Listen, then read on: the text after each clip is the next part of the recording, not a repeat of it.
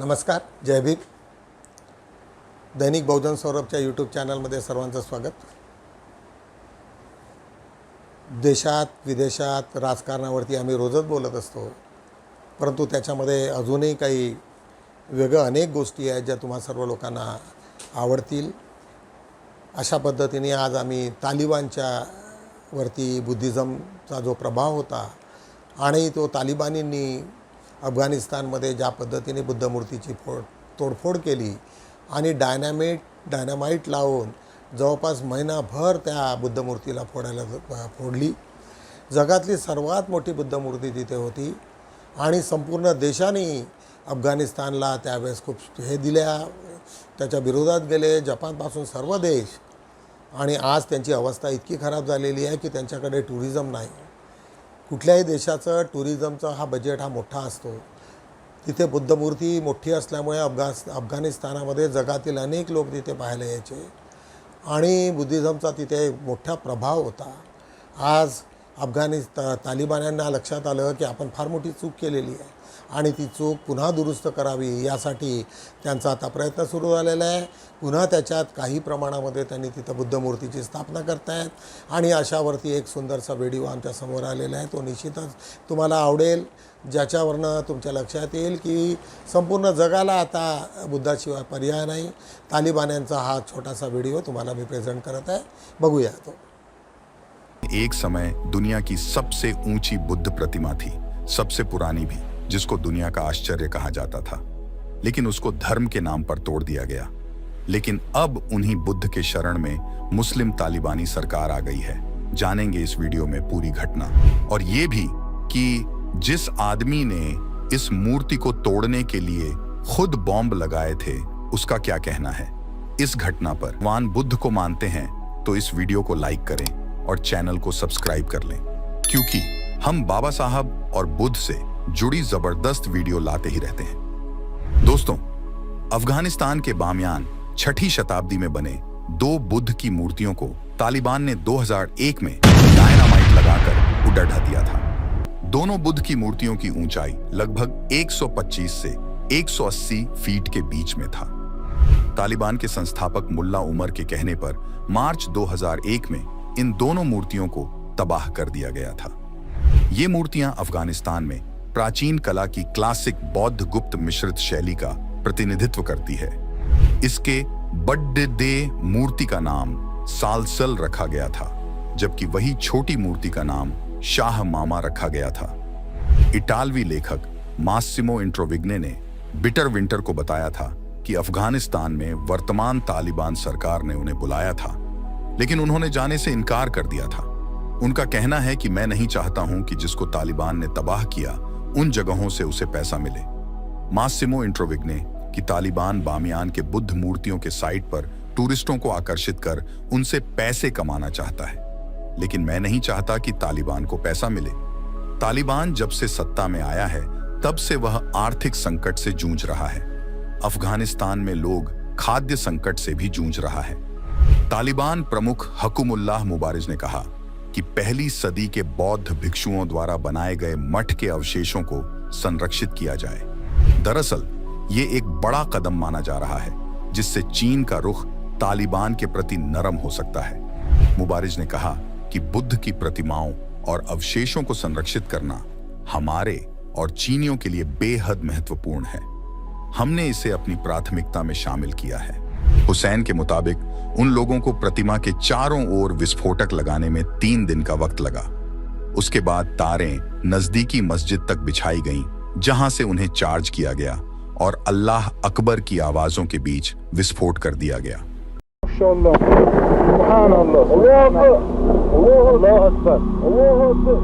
वह बताते हैं, जब धमाका हुआ तो बुद्ध के आगे सिर्फ धुआं और लपटें नजर आ रही थीं और हवा में बारूद की गंध थी. वह कहते हैं कि तालिबान कमांडर को उम्मीद थी कि वह न सिर्फ बुद्ध को नष्ट कर देंगे बल्कि पूरी पहाड़ी को ही गिरा देंगे, लेकिन विस्फोट से उस बड़े बुद्ध की सिर्फ टांगें ही उड़ाई जा सकी. अंतर्राष्ट्रीय स्तर पर आलोचना के बावजूद तालिबान चुप नहीं हुआ और विस्फोटक लाए गए जो साबुन जैसे दिख रहे थे और आटे की लोई जैसे महसूस हो रहे थे. वह कहते हैं, उसके बाद से वह रोज 2 या 3 विस्फोट करते थे ताकि बुद्ध को पूरी तरह नष्ट किया जा सके। हम प्रतिमा में ड्रिल करके उनमें डायनामाइट लगाते थे। इस पूरी प्रक्रिया में 25 दिन लगे। हुसैन बताते हैं कि उन लोगों को थोड़े चावल और रोटियां दी जाती थीं और लगातार उन्हीं कपड़ों में काम करना पड़ता था और बर्फीली रातों में एक पतला सा कंबल दिया जाता था। जब प्रतिमा पूरी तरह नष्ट हो गई तो तालिबान जश्न मनाने लगे। वो हवा में गोलियां चला रहे थे, नाच रहे थे और कुर्बानी के लिए 9 गायें लेकर आए थे। मिर्जा हुसैन अब बामियान में एक साइकिल मैकेनिक का काम करते हैं। वह कहते हैं कि अब वह शहर में सुरक्षित महसूस करते हैं और उम्मीद करते हैं कि विदेशी दानदाता और सरकार मिलकर बुद्ध प्रतिमा को फिर से बनाएंगे। प्रतिमा को नष्ट करने में अपनी भूमिका को लेकर उन्हें पछतावा है। वह कहते हैं, मुझे तब भी इसे लेकर अफसोस था, अब भी है और हमेशा रहेगा। लेकिन अगर मैंने विरोध किया होता तो उन्होंने मुझ मार दिया होता। मेरे पास कोई चारा नहीं था। उस प्रतिमा को फिर से बनाए जाने की उनकी इच्छा निकट भविष्य में तो पूरी नहीं होने जा रही है। उन प्रतिमाओं में से एक को फिर से बनाने या फिर उस विशाल स्थान को एक यादगार के रूप में खाली छोड़ देने की बहस सालों से जारी है। हुसैन जैसे स्थानीय लोगों के लिए इलाके के पुरातात्विक विरासत को बचाने का सवाल सिर्फ बामियान की पहचान से जुड़ा हुआ नहीं है। यह पर्यटन के जरिए आने वाली स्थायी आमदनी से भी संबंधित है। मिर्जा हुसैन 26 साल के थे जब तालिबान ने उन्हें बामियान की मशहूर बुद्ध प्रतिमा में विस्फोटक लगाने का हुक्म दिया था। बलुआ पत्थर की प्राचीन प्रतिमा कभी विश्व भर में बुद्ध की सबसे ऊंची मूर्ति हुआ करती थी।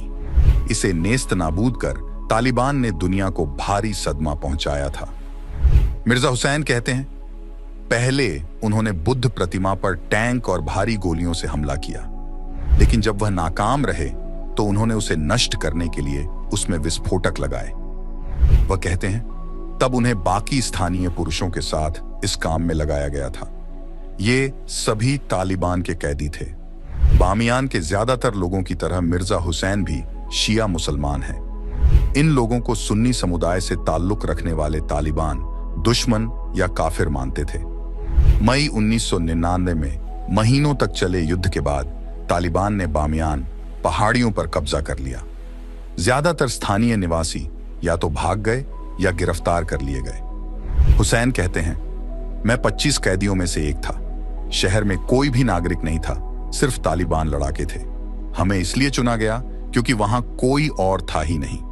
हम लोग कैदी थे और हमारे साथ इस तरह बर्ताव किया जाता था जैसे हमें कभी भी मारा जा सकता है। वह बताते हैं, तालिबान ट्रकों में भरकर विस्फोटक ले आए।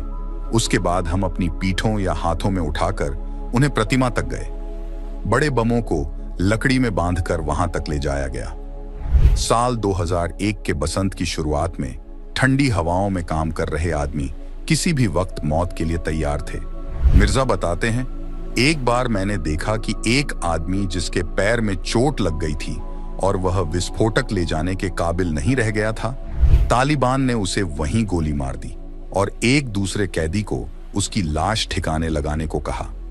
रोजप्रमाणे आम्ही बुद्धा या सिरियलमधनं एक छोटीशी क्लिप तुम्हाला दाखवत असतो, जेणेकरून बुद्धाच्या प्रत्येक जीवनावरती काय काय घटना झाल्या तर तुम्हाला माहिती असायला पाहिजे। बुद्धवत सिद्धार्थ गौतम आज बुद्धत्व प्राप्त होण्याच्या शेवटच्या क्षणात असताना आज त्यांना बुद्धत्व प्राप्त झालेलं आहे। अत्यंत महत्त्वाची घटना आहे आणि त्या पद्धतीने त्यांना काय रिअलाईज झालं, काय काय पाहिलं आणि त्याच्यात महत्त्वाचा सुजाताचा रोल किती महत्त्वाचा होता। बुद्धांनी अनेक ऋषी मुनी या सर्वांच्या विद्या ग्रहण करून त्यांनी सर्व पाहिलं की त्याच्यामधनं दुःखमुक्तीचा मार्ग तिथं कुठे सापडला नाही। शेवटी सुजाताने सांगितलं की हे सर्व इथेच आहे, इथं शोधावं लागेल। बुद्धांनी ज्यावेळेस ते सर्व शोधलं, त्याच्या लक्षात आलं की बुद्धमुक्ती मला इथेच दिसते आहे, इथे सर्व परिवर्तन आहे, तुमचं मन, तुमचं माइंड, हे सर्व काही गोष्टी आहे। आणि त्यांना अत्यंत आनंद होतो की मी एवढ्या वर्षापासून ज्याच्या शोधात होतो तो शोध मला आज लागलेला आहे। त्याच्यामुळे अत्यंत प्रसन्न अवस्थेमध्ये बुद्धत्व म्हणतात की मला जे दुःखाचं कारण कळलं ते मी जनजन लोकांना सर्वांना देईल आणि त्याच्यामुळे निश्चितच मोठ्या प्रमाणामध्ये लोकांना दुःखमुक्तीचा मार्ग मिळेल। अत्यंत प्रसन्न असताना तथागत आज पहिल्यांदा ते त्यांचं जे रिअलायझेशन आलं ते तुम्हाला अत्यंत आनंद येईल पाहण्यामध्ये. वारंवार पहा, रोज बघा. याच्यामुळे तुमच्याही मनामध्ये अत्यंत मोठ्या प्रमाणामध्ये काही ना काहीतरी बदल होण्याची शक्यता आहे. बघूया हा बुद्धा या सिरियलमधनं हा छोटासा क्लिप.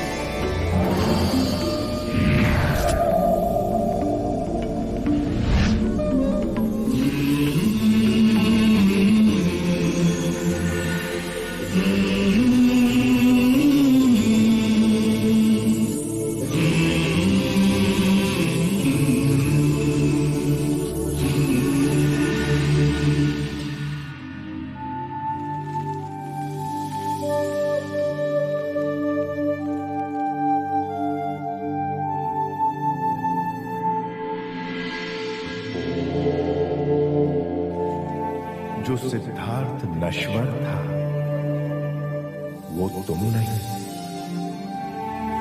तुम बुद्ध हो, अविनाशनीय बुद्ध। बुद्ध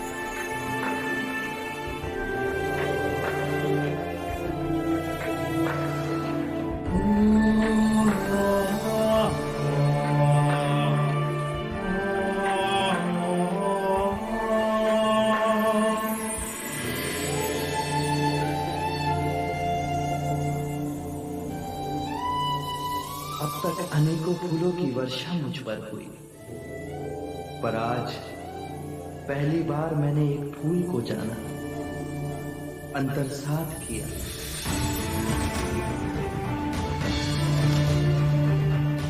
मैं जाग गया तो पूरी प्रकृति ही बदल गई। आज इतनी सघन शांति है, जैसे अंतर के नीले आकाश से विचारों के सारे बादल छट गए। मैं भी तुम्हारी तरह स्वच्छंद हो गया। टूट गए सारे बंधन, मिट गए वो अंधेरे जिनमें इतने वर्षों भटका, गहरी नींद में सोया था और अब जाग गया। यदि मैं जाग गया तो सारी मनुष्यता भी जाग सकती है। सब जाग जाए तो पृथ्वी पर। रोजप्रमाणे दैनिक बहुजन सौरभचा पेपरचा आज आम्ही आढावा घेऊया। आज नरेंद्र मोदींनी आपल्याकडे जे महत्त्वाचे खाते ठेवलेले आहेत ते कार्मिक ॲडमिनिस्ट्रेशन आहे, तक्रार व निवृत्ती खात्याची जबाबदारी आहे, त्याच्यानंतर तिथे वेगवेगळ्या पद्धतीच्या ज्या रिक्रुटमेंट आहेत ते सर्व मात्र त्यांनी आपल्याजवळ ठेवले. प्रशिक्षण, नोकऱ्या हे सर्व महत्त्वाचे डिपार्टमेंट त्यांनी आपल्या ह्याच्यात अंतर्वृद्धी, कर्मचारी कल्याण इत्यादी ठेवलेले आहे. आणि बाकीचे सर्व जी खाती होते वेगवेगळे खाते वेगवेगळ्या लोकांना दिल्याची बातमी आहे. मीडिया मॅनेजमेंटमधून बाहेर पडा, मोदीजी जगाला वास्तव्य ठाऊक आहे. मल्लिकार्जुन खरगे यांनी त्यांना सांगितलं आहे की तुम्ही ज्या पद्धतीने मीडिया मॅनेजमेंट करत असता आणि जो तुमचा शो असतो तो त्यांनी आता बंद केला पाहिजे. केंद्रात 2 अतृप्त आत्मे संजय राऊत म्हणत आहेत की त्याच्यामध्ये ते 2 आत्मे जे आहेत ते अत्यंत चंद्रबाबू नायडू आणि नितीश कुमार हे दोघंही आज जरी ते दबल्या आवाजात बोलत आहेत तर उद्या जर मोदीच्या समोर झाले की ते परवाना खाली टाकतील अशा पद्धतीची अवस्था त्यांची झालेली आहे. आज त्याच्याच खाली पहिल्या पावसाने वसईत 2 बळी, एक टुरिस्ट होते, एक तिथे बाजूला समुद्राच्या किनारी गेल्यामुळं तिथे लाटेत एकाचा मृत्यू आणि दुसरा करंट लावून झालेला मृत्यू. नागपूर शहरात एकाही जीर्ण इमारतीवर जाहिरातीचे फलक नाही. नागपूर महानगरपालिकेने स्पष्टीकरण केलेलं आहे. आव्हाडाच्या याचिकेवर भूमिका स्पष्ट करा. उच्च न्यायालय अनेक ठिकाणी आव्हाड यांनी सांगितलं की राम हे नॉन व्हेजिटेरियन होते कारण जंगलात राहत होते. त्याच्यामुळं त्याच्या या विधानावरती अनेक लोकांनी वेगवेगळ्या ठिकाणी खटले भरले, FIR केल्या आणि त्या सर्वच्या सर्व याचिका आता हायकोर्टात गेल्या. हायकोर्टाने गव्हर्नमेंटला सांगितलं की याच्यावरती तुमचं काय स्पष्टीकरण आहे त्याच्यावरती तुम्ही बोला अशा पद्धतीचं ते बातमी आहे. भाजप एकदा ठरलं की मुंगीलाही कळत नाही. चंद्रकांत पाटील, भाजपमध्ये इतकी सिक्रेसी असते की तिथे इव्हन मुंगी जरी असली तरी तिला कानोकान पत्ता लागत नाही. उत्तर कोरियाच्या निष्ठायुक्त फुग्यांच्या कुरापतींना दक्षिण कोरियाचे भन्नाट उत्तर. तुम्हाला माहिती आहे की उत्तर कोरिया हा अत्यंत विकृत देश आहे. तिथले सर्व हुकुमशाही तुम्हाला माहिती आहे आणि दक्षिण कोरियात मात्र लोकशाहीच्या पद्धतीने आहे.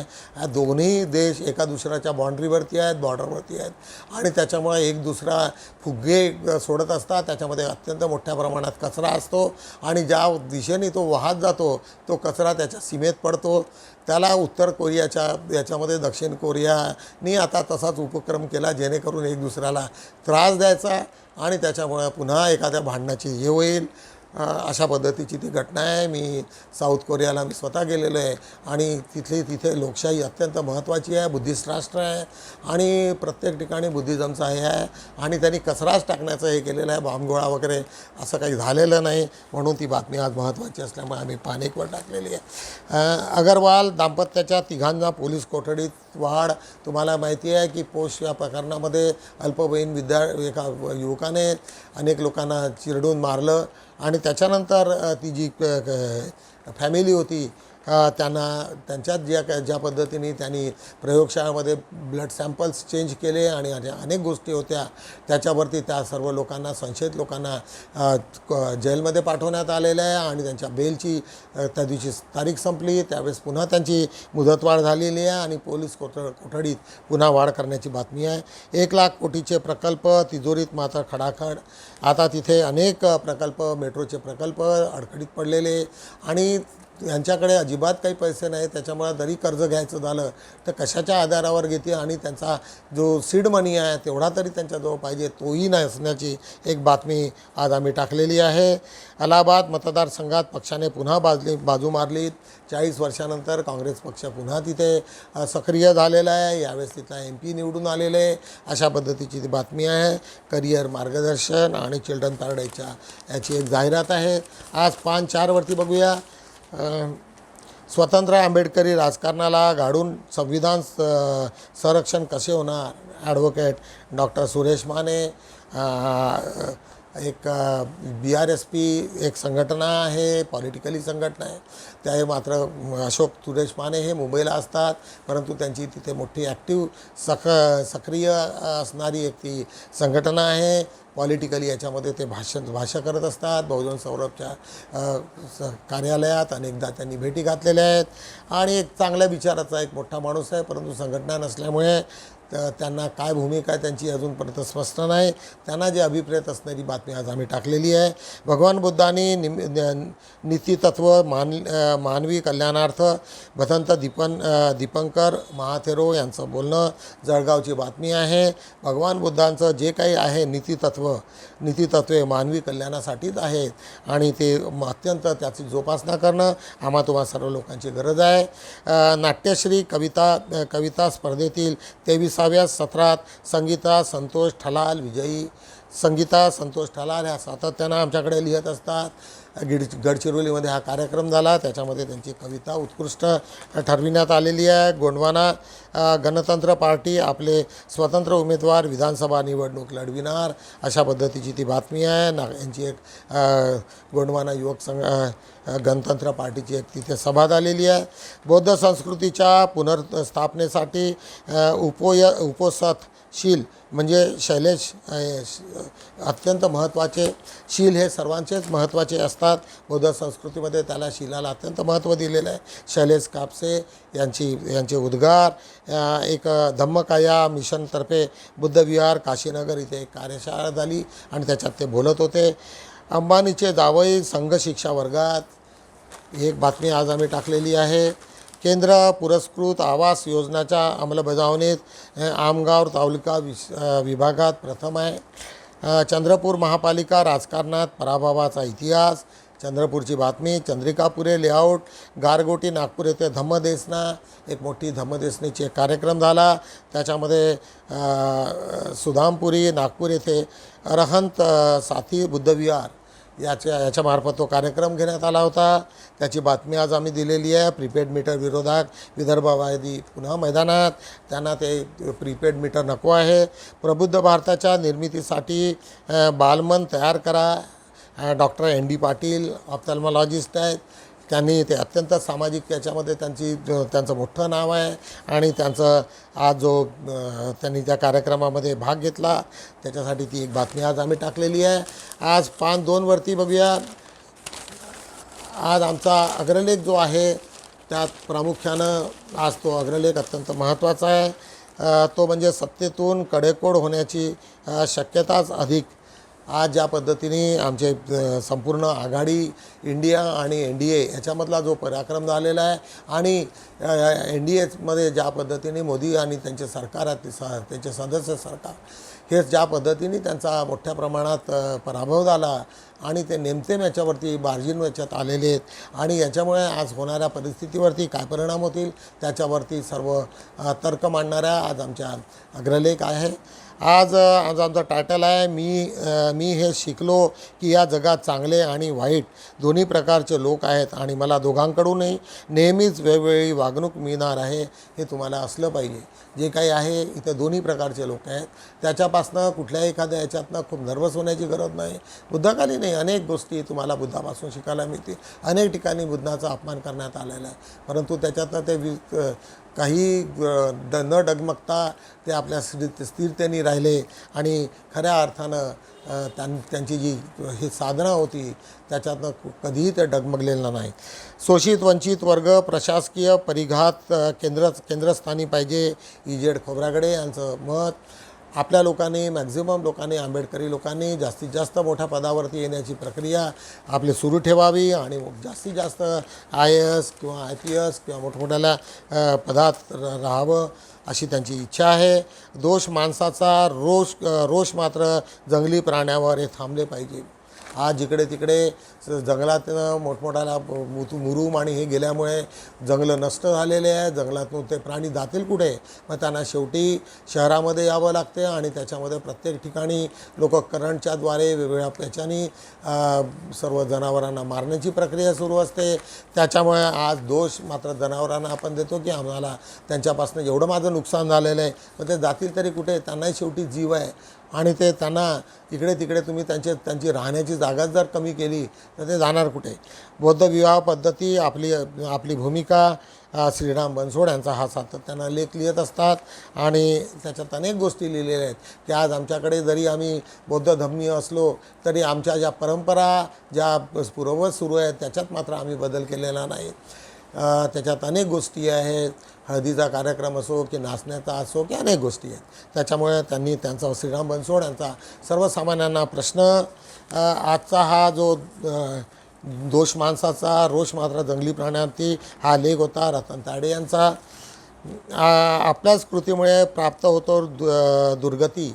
आपली जी दुर्गती आहे त्याच्यासाठी दुसरं तिसरं कोणी जबाबदार नसून आपण स्वतः जबाबदार असतो.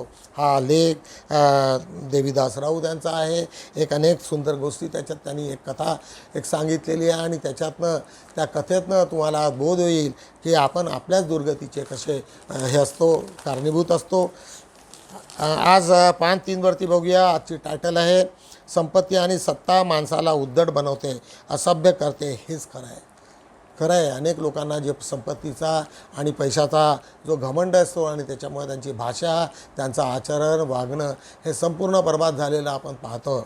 अबकी बार 400 पारचा अहंकार मोदीशाह यांना घेऊन डुबला. लोकसभा निवडणूक 2024 विश्लेषण लक्ष्मण बोरकर यांचं विश्लेषण आहे, वाचनीय आहे. ऑनलाईन व ऑफलाईन मीटिंग यांची फलश्रुती काय.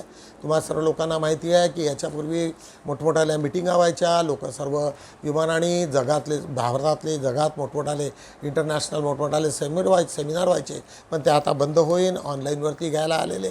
त्याच्यामुळे 1-to-1 डिस्कशन वाटेल त्या ठिकाणी कोणाला न जाता कोणाचा प्रवास खर्च कमी करताना आज आपला त्याचे काय हे आहेत त्याच्यावरती अशोक भरणे यांचा हा लेख.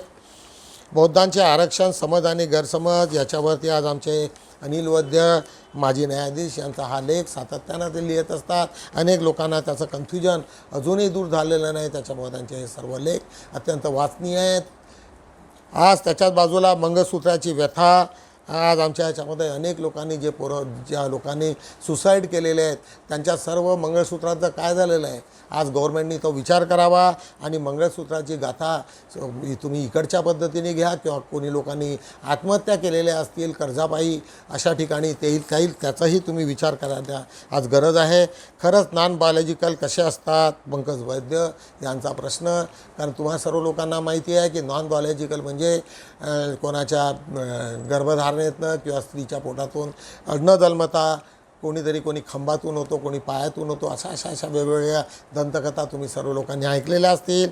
आणि त्याच धर्तीवरती नरेंद्र मोदी यांना प्रश्न केलेला आहे, मग तुमचा जन्मदिवस कुठला समजायचा, अशा पद्धतीचा प्रश्न आणि त्याच्यावरती असणाऱ्या अनेक बाबीचा आम्ही आज विचार केलेला हा लेख श्री पंकज वैद्य यांचा आहे. अशा रीतीने आम्ही दैनिक बहुजन सौरभच्या 4 पानाचा आज आढावा घेतलेला आहे. निश्चितच आंबेडकरी समाजाचा एकमेव आता एक मुखपृष्ठ आहे, त्याच्यामुळे त्याचं जरी कमी पानं असले परंतु त्याच्यातल्या बातम्या ह्या सर्व तथागत भगवान बुद्ध, डॉक्टर बाबासाहेब आंबेडकर, अनेक महापुरुष आपले जे होऊन गेलेले आहेत त्यांच्या विचाराशी संबंधित आहे. त्याच्यामुळे हा पेपर जिवंत राहायला पाहिजे अशी आमची मनोकामना आहे. 4थं वर्ष आता हळूच लवकरच येणार आहे. 3 वर्ष 3.5 पावणे 4 वर्ष आज होत आलेले, तरी आमचा प्रवास मोठा होत आहे. तुम्हा सर्व लोकांना आमचा पेपर आवडला असेल, आमचे व्हिडिओ आवडले असतील तर लाईक करा, फॉरवर्ड करा आणि छोट्या मोठ्या जाहिराती द्या, जेणेकरून पेपर हा जिवंत राहायला पाहिजे. एवढंच बोलतो आणि थांबतो. भेटूया उद्या. तोपर्यंत जय भीम.